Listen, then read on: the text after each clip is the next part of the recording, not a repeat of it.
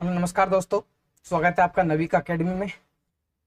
वनपाल के लिए अपन बायोलॉजी पढ़ रहे थे और ये आपका एक टॉपिक लिखा हुआ है सिलेबस में। साइंस का जो सिलेबस है उसमें एक टॉपिक लिखा हुआ है आपके आनुवांशिकी सामान्य शब्दावली। ठीक है, आनुवांशिकी से संबंधित सामान्य शब्दावली, ये आपके टॉपिक में लिखा हुआ एक सिलेबस आपके पॉइंट है ना। इसके बारे में अपन जानेंगे, ज्यादा कुछ नहीं।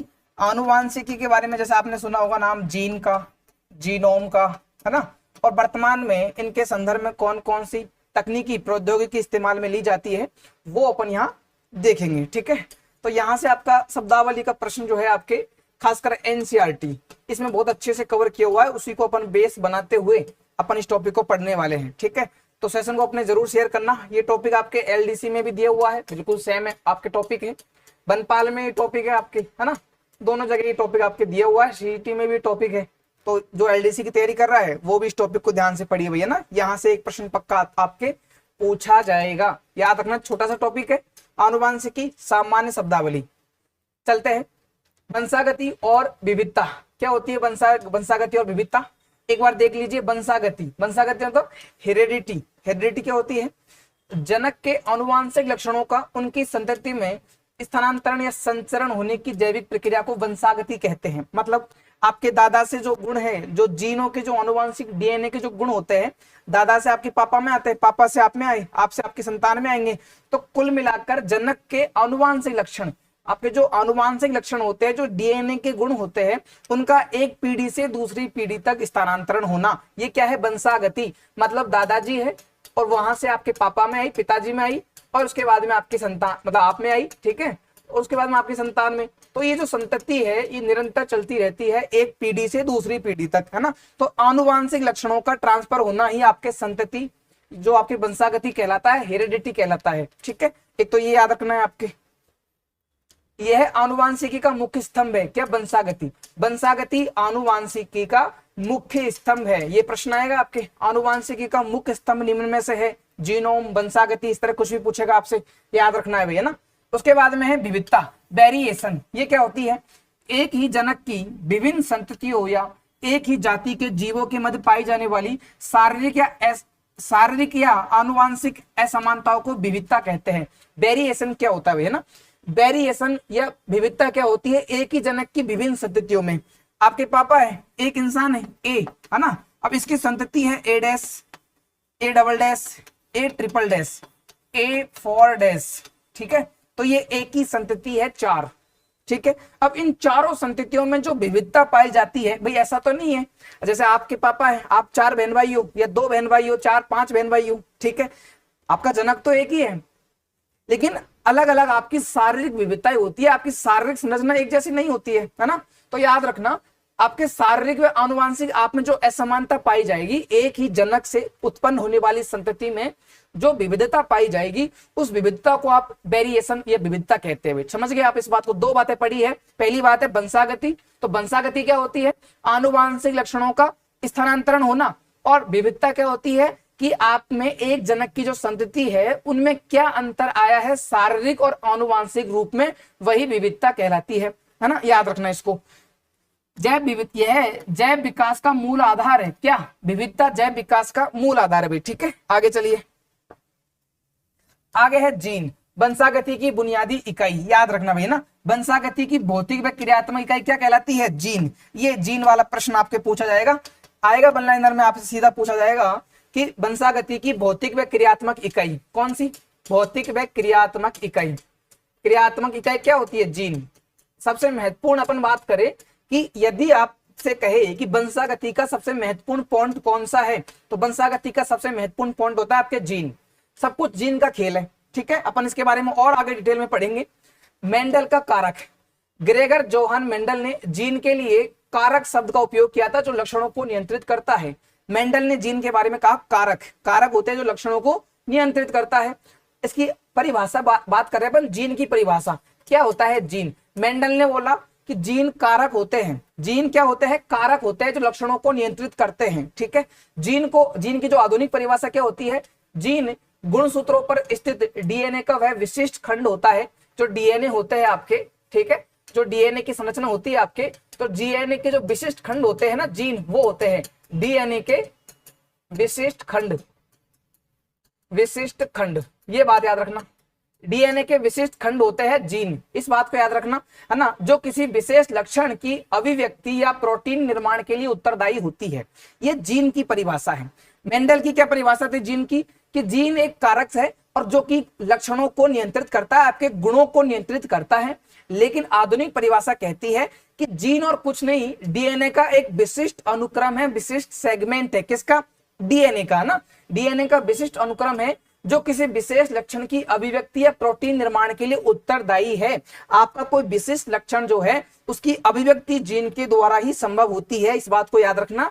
यही आपको याद रखनी है। डीएनए आपके जीन क्या होता है, डीएनए का विशिष्ट खंड होता है ना, ये याद रखना भाई। जीन लोकस, ये क्या होता है? जीन लोकस गुणसूत्र पर वह निश्चित बिंदु या स्थान जहां कोई जीन विशिष्ट रूप से उपस्थित होता है उसे जीन लोकस बोलते हैं। शब्दावली आपके सिलेबस में लिखा हुआ है, आनुवांशिकी से संबंधित शब्दावली। तो यहाँ ये इंपॉर्टेंट हो जाता है कि आपसे एग्जाम में पूछ लिया जाए कि निम्नलिखित में से उस स्टेटमेंट का, उस कथन को छाटिए जो जीन लोकस को सही परिभाषित करता है। यह स्टेटमेंट में यदि आपसे पूछा जाएगा जीन लोकस, तो ये याद रखना है कि गुणसूत्र पर वह निश्चित बिंदु या स्थान जहां कोई जीन विशिष्ट रूप से उपस्थित होता है। जैसे मैंने बताया कि ये डीएनए है, ये पूरा डीएनए है, यहां पर कोई जीन उपस्थित है, यहां पर ये जीन है बी, है ना। मैं बता दूं कि ये आपका कोई जीन है और ये जीन जो है ना किसी विशिष्ट उपक्रम पर, है ना, इसको क्या कहोगे आप? इसको कहोगे जीन लोकस। क्या कहोगे? Gene locus. इस बात को याद रखना, ठीक है। अब है एलील। एलील क्या होती है? एलील युग्म विकल्पी। एलील क्या होता है? ध्यान से समझ, सरल अर्थों में जाने कि एलील क्या होता है। एक ही जीन के दो या दो से अधिक अलग अलग वैकल्पिक रूपों को एलील कहा जाता है। पहले मैं बात कर रहा था जीन की, तो जीन क्या होता है? ये डीएनए है, तो डीएनए पर उपस्थित एक विशिष्ट खंड होता है जो जीन कहलाता है। विशिष्ट खंड होता है किस पर? डीएनए पर उपस्थित विशिष्ट खंड होता है जो जीन कहलाता है। उसके बाद मैंने बात की जीन लोकस की। किसकी बात की है? जीन लोकस की। तो मैंने बोला जीन लोकस कौन सा होगा? जो कि जीन लोकस क्या था? गुणसूत्र पर वह निश्चित बिंदु या कोई स्थान जहां जीन विशिष्ट रूप से उपस्थित होता है। मतलब कोई बिंदु तो जीन लोकस है और जिस बिंदु पर स्थित है ना वो जीन कहलाता है ना। तो जीन लोकस क्या है? जिस जगह जीन स्थित होता है, जिस जगह पर जीन स्थित होता है उसको जीन लोकस कहते हैं। जिस जगह पर जीन स्थित होता है उसको जीन लोकस कहते हैं। अब एलील की बात करें, एलील क्या है? तो एक ही जीन के दो अलग अलग वैकल्पिक रूप एलील कहलाते हैं, इस बात को याद रखना भी, ठीक है। एक ही जीन के दो अलग अलग वैकल्पिक रूप जीन कहलाते हैं, इस बात को रट लेना भाई। एलील क्या होता है? एलील क्या होता है आपसे स्टेटमेंट में पूछा जाएगा, वन लाइनर में आएगा प्रश्न आपके, है ना। गुणसूत्र पर स्थित, ये हमेशा समजात गुणसूत्रों के समान लोकस पर आमने सामने स्थित होते हैं। जैसे ये गुणसूत्र है ना, जैसे ये आपका डीएनए है, गुणसूत्र है आपका, ठीक है। ये आपका गुणसूत्र है ना। तो मैंने बताया, ध्यान से समझना भैया ना, थोड़ी सी काम की बातें हैं। ये आपका डीएनए है। अब इस डीएनए पर कोई जीन स्थित होता है विशिष्ट अनुक्रम पर। ये जीन है। जीन कौन होगा? जो डीएनए के विशिष्ट अनुक्रम पर स्थित होगा वो तो जीन है। और जिस जगह पर ये स्थित होता है, जैसे इस जगह पर स्थित है, तो ये जगह क्या कहलाती है? ये जगह कहलाती है जीन लोकस। ये जगह कहलाती है जीन लोकस। ये दो बातें तो समझ गए। अब मैंने कहा एलील क्या है? एलील क्या है? एक जीन के दो विभिन्न रूप एलील कहलाते हैं। एक जीन के दो विभिन्न रूप एलील कहलाते हैं। लेकिन याद रखना, एलील जो होते हैं हमेशा समजात गुणसूत्रों के समान लोकस पर आमने सामने स्थित होते हैं। इसका मतलब एक जीन यहां पर है तो दूसरा जीन यहां पर होगा, इसको क्या कह दोगे आप? एलील। एलील याद रखना। दो जीन जो आमने सामने स्थित होते हैं, एक ही जीन के दो गुण जो आमने सामने स्थित होंगे उसको आप एलील कहोगे, इस बात को याद रखना। अब एनसीईआरटी में कौन कौन से उदाहरण दिए गए हैं एलील के? मटर के पौधे की लंबाई के लक्षण को नियंत्रित करने वाले जीन के दो एलील होते हैं, लंबेपन के लिए टी और बोनेपन के लिए टी। ये एग्जांपल है। मटर की जो पेड़ होता है उसमें जो लंबाई को, पौधे की लंबाई के लक्षण को नियंत्रित करने के लिए जीन के दो एलील होते, एक जीन के दो एलील हो सकते हैं, याद रखना, जो आमने सामने स्थित हो सकते हैं। एक जीन के दो एलील होते हैं जो कि उसके वैकल्पिक रूप होते हैं, उस जीन का ही दो एक तरह के उदाहरण होते हैं, इस बात को समझना भैया ना। तो एलील याद रखना है आपको। आगे जाइए। अब है समयुग्मजी बनाम विषम युग्मी, ये क्या होते हैं? ध्यान से समझना भैया ना। एलील के संयोजनों के आधार पर जीव दो प्रकार के होते हैं। एलील के संयोजन के आधार पर। एलील मतलब जीन के दो रूप और उनके आधार पर जो आपके एलील होते हैं, जीवों का आधार होता है। जीव दो प्रकार के होते हैं। जीव होता है एक तो समयुग्मजी, एक जीन होता है एक आपके जीव होता है समयुग्मजी, एक जीव होता है विषमयुग्मजी। मैं जीव की बात कर रहा हूं। ये जीव के प्रकार है किसके आधार पर? जीव के प्रकार है ये बस इतनी सी बात समझना। जीव के प्रकार है एलील के आधार पर, एलील के संयोजन के आधार पर, एलील के संयोजन के आधार पर, इस बात को याद रखना। एलील के संयोजन के आधार पर ये जीन का प्रकार है जीव का। माफ करना मैं बार बार जीन बोल रहा हूं, आपसे क्षमा चाहता हूं। जीव याद रखना है आपको ना। तो जीव के दो प्रकार है, समयुग्मजी और विषमयुग्मजी। समयुग्मजी मतलब शुद्ध और विषमयुग्मजी का मतलब होता है संकर, मतलब मिश्रित, मतलब एक से अधिक से मिलकर बनता है, वो विषमयुग्मजी है ना। वो आपके संकर होता है, संकर प्रजाति होती है। जो शुद्ध रूप से जिसमें किसी अन्य जीव की मिलावट ना हो वह समयुग्मजी होता है ना। जब किसी विशिष्ट लक्षण को नियंत्रित करने वाले दोनों एलील बिल्कुल समान होते हैं तो उन्हें समयुग्मजी कहते हैं। मतलब वह जीव जिसमें एलील बिल्कुल समान है, उनमें कोई अंतर नहीं है, वह तो है समयुग्मजी। उदाहरण के लिए टी, ये क्या होता है? समयुग्मजी लंबा, या टी डैश समयुग्मजी बोना। समान होगा टी होगा, या फिर आपके बिल्कुल बोना होगा। ये तो होगा लंबा, ये हो गया बोना। बिल्कुल समान है, या तो लंबा लंबा या बोना बोना। यदि दोनों जीन्स, दोनों एलील समान है, यहाँ पे दोनों एलील समान है तो दोनों एलील समान है तो समयुग्मजी। अब यदि ऐसा आ जाए ये लंबा हो गया ये बोना हो गया तो ये विषमयुग्मजी हो जाएगा। क्या हो जाएगा? आपके विषमयुग्मजी हो जाएगा। और विषमयुग्मजी मतलब ये संकर हो जाएगा। संकर प्रजाति है क्योंकि एक तरफ तो लंबा है और एक तरफ बोना है ना, याद रखना। विषमयुग्मजी जब किसी विशिष्ट लक्षण को नियंत्रित करने वाले दोनों एलील भिन्न भिन्न होते हैं तो उन्हें विषमयुग्मजी कहते हैं। जैसे टी है ना, एक तो लंबा हो गया एक आपके बोना हो जाएगा, मतलब संकर पौधा बन जाएगा विषमयुग्मजी। याद रखना भाई। एलील की बात कर रहे थे। एलील किसी जीन के दो विकल्प होते हैं, दो समान विकल्प हो सकते हैं, उनको आप एलील बोलते हैं। एलील किसी आपके जो डीएनए में स्थित होते हैं ना गुणसूत्र पर जीन, तो जीन के आमने सामने समान स्थान पर स्थित होते हैं क्या? आपके एलील। और एलील के आधार पर जीवों को दो भागों में बांटा गया है। विषमयुग्मजी जीव किसके आधार पर? एलील के आधार पर या जीन के आधार पर, है ना। और समयुग्मजी मतलब जब एलील दोनों एलील समान रूप से हो तो उसको आप समयुग्मजी कहेंगे या उसका शुद्ध रूप कहेंगे जीव का। जैसे लंबाई सेम या फिर बोना, है ना, एक साथ कैटेगरी आ जाएगी टी की या स्मॉल छोटे टी की, है ना। अब विषमयुग्मजी या संकर की बात करें, संकर मतलब मिश्रित प्रजाति, मतलब एक बोना एक लंबा, उनको मिलाकर यदि एक प्रजाति बना दी जाए तो वह विषमयुग्मजी प्रजाति कहलाती है ना। ये शब्दावली है। आपके एलील हो गया, समयुग्मजी एलील हो गया, विषमयुग्मजी एलील हो गया। ये आपके शब्दावली है आनुवांशिकी की, है ना, परीक्षा में आती है। अब लक्षण प्ररूप एवं जीन प्ररूप, ये क्या होता है भैया ना? फिनोटाइप और जीनोटाइप, इसका इंग्लिश नाम याद रखना है भैया ना। इंग्लिश नाम याद रखना है जीनोटाइप। इंग्लिश नाम परीक्षा में आने वाला होता है, ये याद रखना भैया ना, फिनोटाइप। ये इंग्लिश नाम परीक्षा में आएगा। निम्न में से जीनोटाइप को सही परिभाषित करता है, फिनोटाइप को सही परिभाषित करता है, इंपॉर्टेंट है भैया ना। और जीनोटाइप को सही परिभाषित करता है, ये भी इंपॉर्टेंट है। मैं कहूंगा एलील से भी ज्यादा इंपॉर्टेंट है जीनोटाइप, एलील से भी ज्यादा इंपॉर्टेंट है आपके जीनोटाइप, इसलिए इसको याद रखना भी, ठीक है। जीनोटाइप को याद रखना है। अब आ जाइए पढ़ते हैं इसके बारे में एक बार। फिनोटाइप मतलब लक्षण प्ररूप, किसी जीव के वे बाह्य लक्षण जो बाहर से प्रत्यक्ष रूप से दिखाई देते हैं या प्रेक्षित तो किए जा सकते हैं उन्हें लक्षण प्ररूप या फिनोटाइप। फिनो मतलब जो सामने से दिखाई दे, फिनो मतलब फोन होता है आपके हाथ में, आप सामने देखते हो फोन में, तो फिनो मतलब जो सामने से दिखाई दे वो लक्षण फिनोटाइप कहलाते हैं। उदाहरण के लिए पौधे का लंबा होना, बीज का गोल होना, झुर्रीदार दिखना। पौधा लंबा है कि बौना है आपको दिखाई देता है बाहर से। भाई आप में से कोई ऐसा तो नहीं है कि पौधे को देखकर ये बता दे कि लंबा है कि बौना है, बता नहीं सकता है। दो पेड़ रखे हुए हैं, एक पेड़ है आपके बहुत लंबा, ठीक है, और एक पेड़ आपके बिल्कुल छोटा सा है, तो कोई भी देख के बता देगा यहाँ पे खड़ा खड़ा कि भाई ये तो बहुत लंबा है और ये भाई छोटा है भैया ना, ये छोटा है ये लंबा है, कोई भी बता देगा देख के, है ना।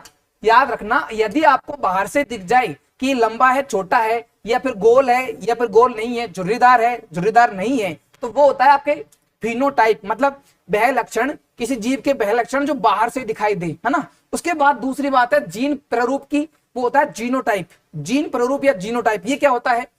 किसी जीव का आंतरिक आनुवांशिक संगठन, किसी जीव का आंतरिक आनुवांशिक संगठन जो उसके लक्षणों को निर्धारित करता है, जीन प्ररूप कहलाता है। मतलब अंदर के लक्षण, अब उस पौधे में अंदर के क्या लक्षण है, अंदर जीन में, डीएनए में, गुणसूत्रों में क्या अंतर है, क्या समानता है, वो आपको दिखाई नहीं देगी। अब दिखाई नहीं देगी तो वो कहलाएगा जीनोटाइप।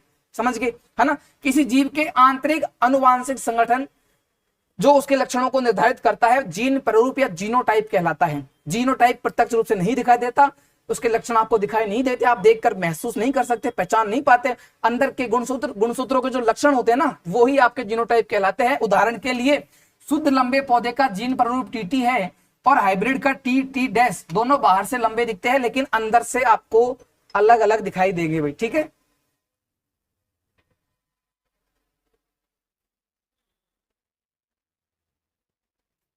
एक मिनट,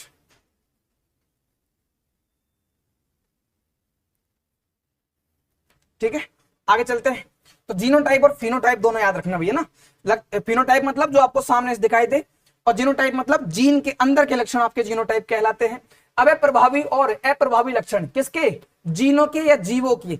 जीवों के प्रभावी या अप्रभावी लक्षण अपन आनुवांशिक विशेषताएं पढ़ रहे हैं जीवों की, इस बात को मत भूलना। पूरे चैप्टर में अपन क्या पढ़ेंगे, आनुवांशिकी शब्दावली, मतलब आनुवांशिकी या गुणसूत्रों से संबंधित शब्दावली ही अपन देखने वाले हैं, इस बात को मत भूलना आप, ठीक है।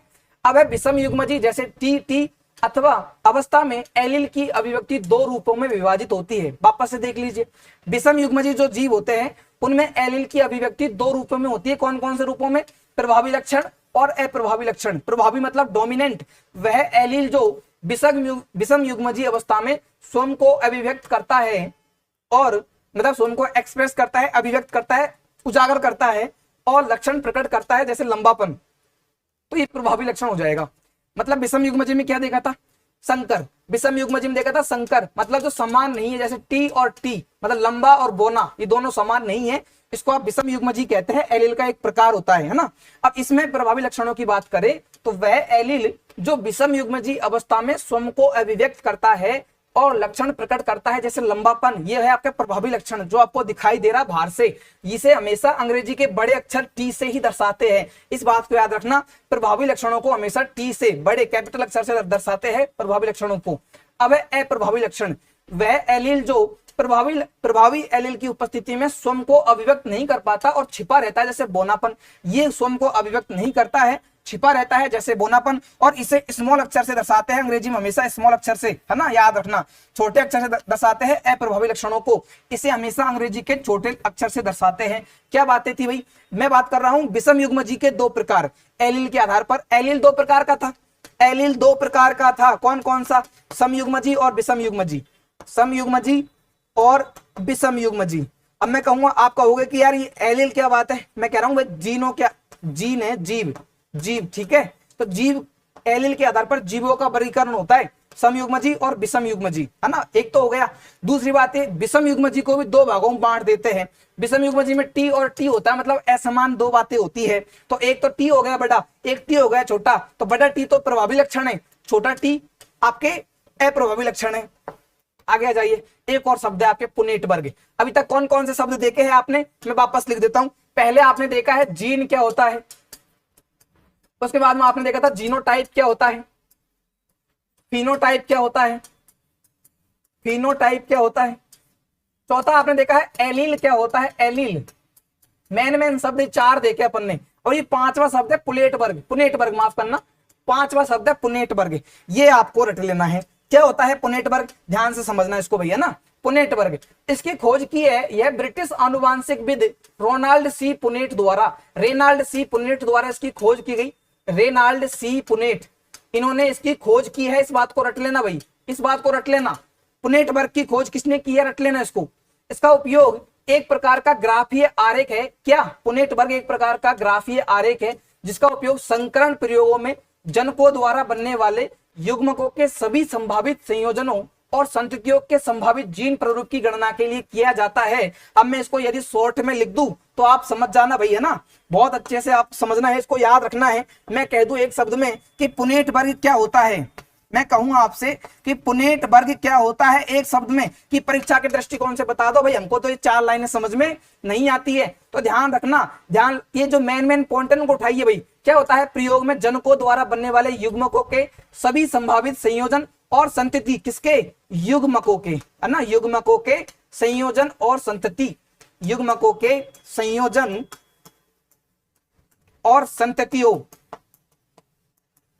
संततियों के जीन प्रारूप की गणना करता है। जीन प्रारूप की मतलब जीनोटाइप की, जीन प्रारूप की गणना करता है। याद रखना भाई, जीन प्रारूप की गणना करता है कौन? पुनेट वर्ग। पुनेट वर्ग एक सारणी रूप होता है भाई, ग्राफीय आरेख होता है। पुनेट वर्ग एक क्या होता है? ग्राफीय आरेख होता है, ग्राफीय आरेख।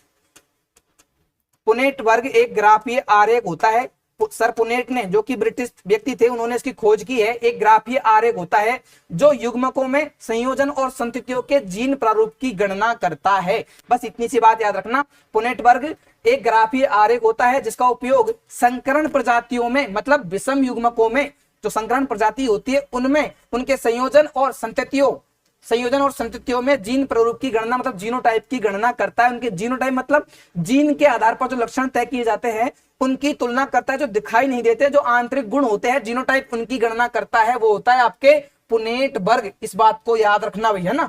पुनेट चेकर बोर्ड ये क्या होता है? एक तरफ नर युग्मक और दूसरी तरफ मादा युग्मक लिखकर चौकोर खानों में क्रॉस बनाया जाता है, क्रॉस कराया जाता है, और उसको आप क्या बोलते हो? ग्राफीय आरेख बोलते हैं। हालांकि ये कोई काम का नहीं है। पुनेट वर्ग याद रखना भैया ना।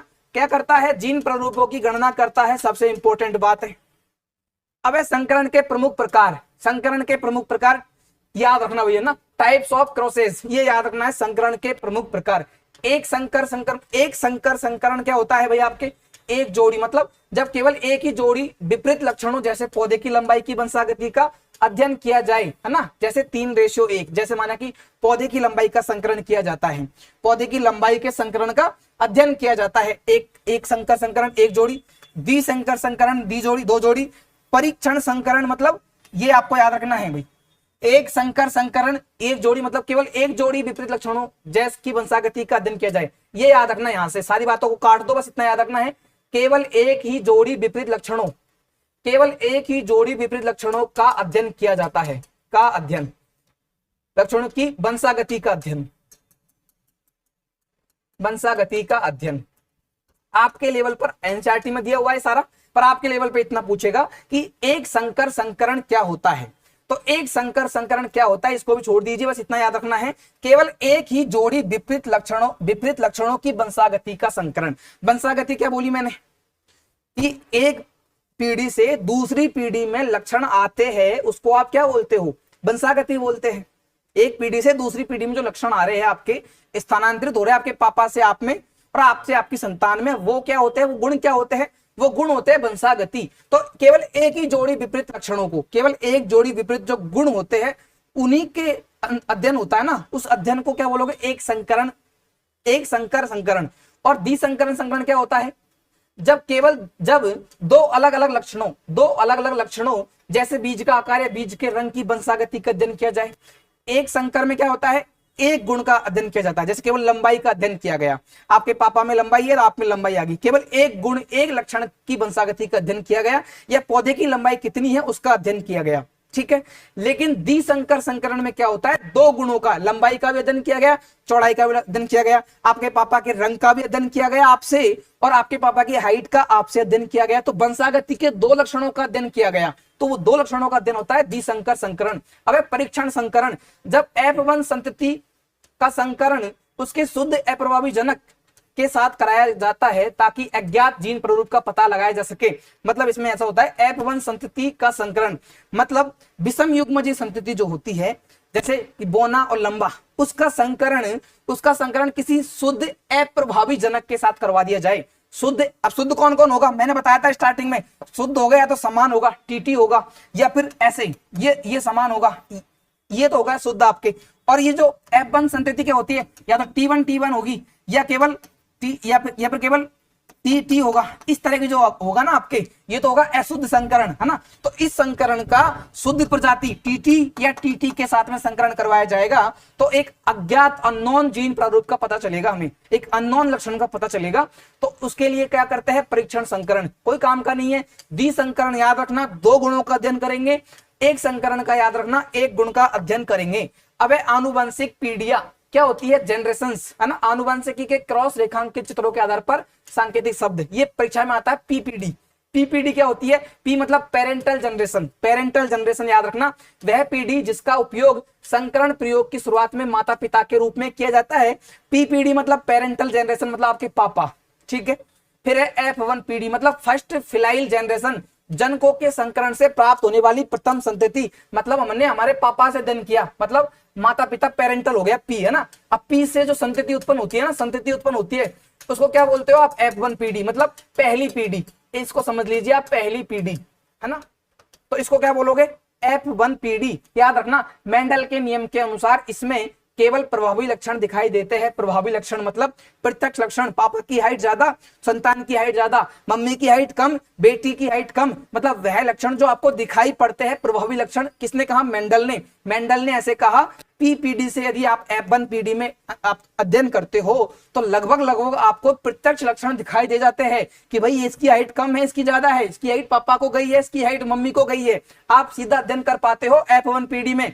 फर्स्ट फिलाइल जनरेशन मतलब जनक की पहली संतति, तो जनक कौन है? पेरेंटल पी, उसके बाद में F1 पहली पीढ़ी। अब है F2 पीढ़ी मतलब सेकंड फिलाइल जनरेशन, मतलब पी है, अब ये आप हो गए, ये आपके भाई बहन हो गए, अब आपकी भी संतान, आपकी भी संतान, F1 की संतान मतलब F2 पीढ़ी, है ना। आपकी संतान मतलब F2 पीढ़ी। याद रखना F1 पीढ़ी के पौधे, यदि पौधों की बात करेंगे तो पौधे मैं आपको समझाने के लिए जीवों पर लेकर आ रहा हूं, मनुष्य पर लेकर आ रहा हूं, है ना। तो एक पौधे से अलग पौधे, है ना। तो F1 पीढ़ी के पौधों में आपस में स्वयं परागण कराने से प्राप्त होने वाली द्वितीय संतति पीढ़ी, इसमें अप्रभावी लक्षण फिर से प्रकट हो जाते हैं। अप्रभावी लक्षण मतलब यदि हाइट ज्यादा है तो कम भी हो सकती है, समान ना हो सकती है आपके, है ना। अप्रभावी ऐसे, ये लंबा ये बोना, एक साथ अप्रभावी लक्षण आपको दिखाई दे सकते हैं, बोना लंबा, इस तरह के लक्षण आपको दिखाई दे सकते हैं। पी पीढ़ी पेरेंटल पीढ़ी होती है जो शुरुआती जनक के तौर पर होती है, बड़ा पेड़ होता है। फिर F1 पीढ़ी उससे जस्ट अलग हुआ पेड़, लगभग लगभग समान लक्षण दिखाई देंगे।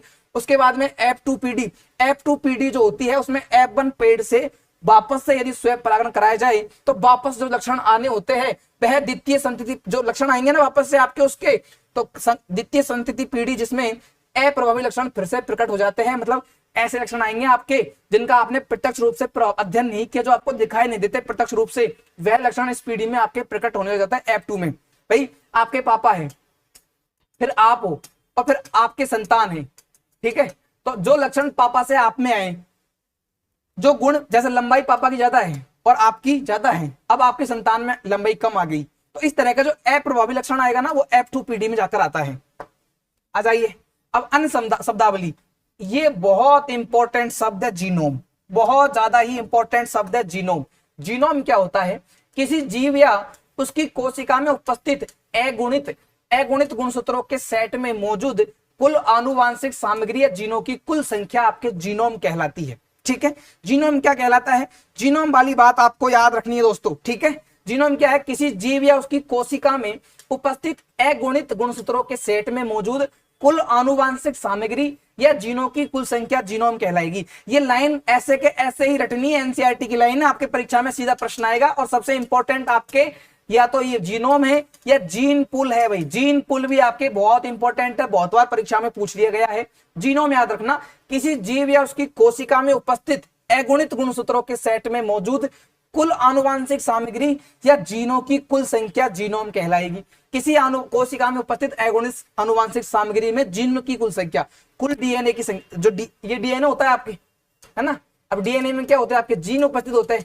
कुल जीनों की संख्या क्या कहलाएगी? कुल संख्या क्या कहलाएगी इसकी? ये कहलाएगी जीनोम, ठीक है। जीन पुल क्या होता है?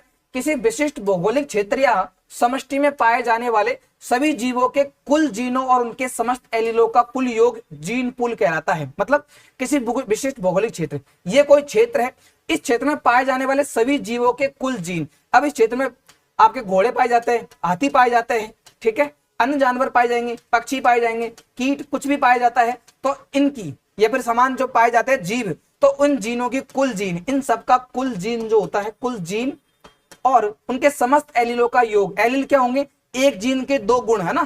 कुल जीन और एलील, जीन तथा एलीलों का कुल योग जो होता है ना, वो ही आपके जीन पुल कहलाता है। याद रखना भाई, जीन पुल, है ना, जीन पुल याद रखना भाई, है ना। जीन पुल क्या होता है? किसी भौगोलिक क्षेत्र में पाए जाने वाले सभी जीवों के कुल जीन और उनके समस्त एलीलों का कुल योग क्या कहलाएगा? Gene pool. और जीनोम क्या कहलाएगा? किसी जीव या उसकी कोशिका में उपस्थित अगुणित गुणसूत्र, अगुणित गुणसूत्रों में मौजूद आनुवांशिक सामग्री या जीनों की संख्या। याद रखनी है बात को, अगुणित गुणसूत्र आएगा यहाँ पे, कोशिका में उपस्थित अगुणित गुणसूत्र, अगुणित गुणसूत्र है ना। फिर है शुद्ध वंशाक्रम। ये क्या होता है? शुद्ध वंशाक्रम लगातार कई पीढ़ियों तक स्वयं परागण के फलस्वरूप प्राप्त समयुग्मजी संततियों का समूह जो स्थिर आनुवांशिक लक्षण प्रदर्शित करता है। ये आपको जैसे पढ़ के ही समझ में आ गया होगा। शुद्ध वंशाक्रम मतलब शुद्ध, यदि मैं आप पे लू, मनुष्य पे लू, तो कोई आदमी है, उसकी संतान है, उसकी संतान में जो लक्षण आए, उसके पापा की लंबाई ज्यादा है, हाइट ज्यादा है, संतान की भी हाइट ज्यादा है, उसकी संतान की भी हाइट ज्यादा है, उसकी संतान की भी हाइट ज्यादा है, तो कई पीढ़ियों तक आप में लगातार समान लक्षण दिखाई दिए, वही शुद्ध वंशक्रम है। बहुत दिनों तक, बहुत पीढ़ियों तक आप में लगातार समान लक्षण दिखाई दिए प्रत्यक्ष रूप से, वही होता है। जैसे पेड़ पौधों की बात करें तो कई पीढ़ियों तक स्वयं परागण के फलस्वरूप समयुग्मजी मतलब लंबाई समान होगी या बोना बोना होगा, लगातार संततियों तक आनुवांशिक लक्षण आपके स्थिर हो जाए, समान आनुवांशिक लक्षण आ जाए, तो वह शुद्ध वंशक्रम कहलाता है। ठीक है, तो ये आपके शब्दावली हुई है, आपके किसके बारे में है? ये थी आनुवांशिक शब्दावली भाई। ठीक है, इसका आपके एक प्रश्न आता है, जीन पूछ लेगा, जीन क्या होता है, जीनोम के बारे में आपसे पूछ लेगा, जीनोम बहुत इंपॉर्टेंट है। जीन पूल, ये भी आपके प्रश्न बनता है, जीन पूल क्या होता है। अच्छा, जीनोटाइप का भी प्रश्न बनता है, जीनोटाइप। ये 4-5 बातें, या एलील क्या होता है, एलील, ये बातें आपको याद रखनी है। कोई इतना हार्ड, बहुत ज्यादा टफ प्रश्न नहीं आता यहाँ से, सिंपल सी शब्दावली होती है। आपसे पूछ लेगा डीएनए क्या होता है, ठीक है, या फिर जीनोम क्या होते हैं, जीनोटाइप क्या होते हैं। ठीक है, जीनोटाइप मैंने बता दिया आपको, है ना, जीनोटाइप भी आपको याद रखना है। जीनोटाइप क्या होता है, जीनोटाइप क्या होते हैं, है ना, और जीन पूल क्या होता है, एलील क्या होते हैं, समयुग्मजी कौन होते हैं, विषमयुग्मजी कौन होते हैं। पीढ़ी आपको याद रखनी है, कौन कौन सी पीढ़ी, पी पीढ़ी मतलब पेरेंटल पीढ़ी होती है, F1 पीढ़ी, इससे प्राप्त संतति आपके F1 पीढ़ी होगी, और F2 पीढ़ी, ये अप्रत्यक्ष गुण आ जाते हैं, इसमें प्रत्यक्ष गुण खत्म हो जाते हैं, है ना, तो संतति की संतति आपके F2 पीढ़ी हो जाती है। तो ये 3 प्रकार की पीढ़ियां पाई जाती है ना, तो ये पीढ़ी याद रखना आपको, जेनरेशंस इसको कहते हैं। क्या कहते हैं? जेनरेशंस, जेनरेशन, है ना, तो ये याद रखना है पीढ़ियों का अंतर। और तो आपके समयुग्मजी विषमयुग्मजी पूछ सकता है। तो ये सारी बातें अपन ने पढ़ ली है, इन सबको याद रखना। प्रश्न आता है, वंशागति होती है आनुवांशिक लक्षणों का एक पीढ़ी से दूसरी पीढ़ी में आना, और यह आनुवांशिकी का मुख्य लक्षण होता है वंशागति। विविधता याद रखना, वेरिएबिलिटी, 2 पीढ़ियों में एक ही जाति के 2 जीवों में जो विविधता दिखाई देती है गुणों की, उसको आप विविधता कहते हैं, है ना। उसके बाद में जीन है, तो जीन को मेंडल ने कारक कहा जो लक्षणों को नियंत्रित करता है, और आधुनिक परिभाषा है कि डीएनए पर एक विशिष्ट अनुक्रम होता है जो लक्षणों की अभिव्यक्ति या प्रोटीन निर्माण के लिए सहायक होता है। जीन लोकस याद रखना, जीन लोकस वह निश्चित बिंदु, जिस बिंदु पर जीन स्थित होते हैं ना, उसको जीन लोकस कहते हैं। जिस बिंदु पर जीन उपस्थित होते हैं ना, उसको जीन लोकस कहते हैं। वंशागति की भौतिक व क्रियात्मक इकाई है जीन, इस बात को नहीं भूलना है ना। और एलील याद रखना, 2 या 2 से अधिक अलग अलग वैकल्पिक रूपों को एलील कहते हैं, इस बात को मत भूलना भाई, एलील को, ना। और एलील के आधार पर जीव 2 प्रकार के होते हैं, समयुग्मजी मतलब शुद्ध जीव, और विषमयुग्मजी मतलब संकर जो मिश्रण से बनते हैं, लंबाई छोटाई, है ना। और फिर लक्षण प्ररूप क्या होते हैं, जीन प्ररूप क्या होते हैं, फिनोटाइप और जीनोटाइप। फिनोटाइप वे गुण होते हैं जो प्रत्यक्ष रूप से दिखाई देते हैं, पेड़ लंबा है कि बौना है आपको दिखाई देगा।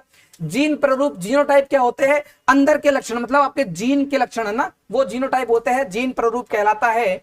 और उसके बाद में बात करें प्रभावी और अप्रभावी लक्षण, ये भी याद रखना है। विषमयुग्मजी के 2 प्रकार, प्रभावी मतलब आपको दिखाई देगा, एक तो कैपिटल टी से बनेगा, और अप्रभावी स्मॉल टी से बनेगा। ये अप्रभावी लक्षण होंगे, मतलब अंदर के लक्षण होंगे, आपको दिखाई नहीं देंगे। पुनेट वर्ग जरूर याद रखना, ग्राफीय आरेख होता है, इसका उपयोग संकरण प्रयोग से जनकों द्वारा बनने वाले विभिन्न युग्मकों के सभी संभावित संयोजनों और संततियों के संभावित जीन प्ररूप की गणना करने के लिए किया जाता है।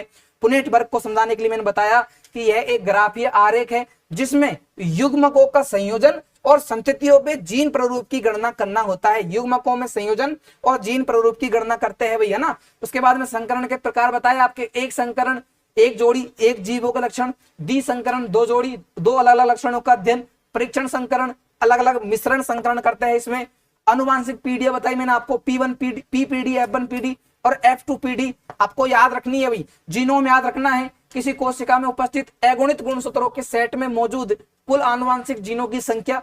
शुद्ध वंशक्रम याद रखना है, लगातार पीढ़ियों तक आपके समान लक्षण दिखाई देता है। जीन पूल याद रखना है, भौगोलिक क्षेत्र या समष्टि में पाए जाने वाले सभी जीवों के कुल जीन और उनके समस्त एलीलों का कुल योग आपको याद रखना है। तो ये आपका टॉपिक हो गया भैया ना, मैं फटाफट रिवाइज करवा दिया आपके, और आनुवांशिक से संबंधित समस्त शब्दावली जो है वो इससे आपका काम हो जाएगा। ठीक है, तो मिलते हैं अगली वीडियो में। धन्यवाद सभी को भाई।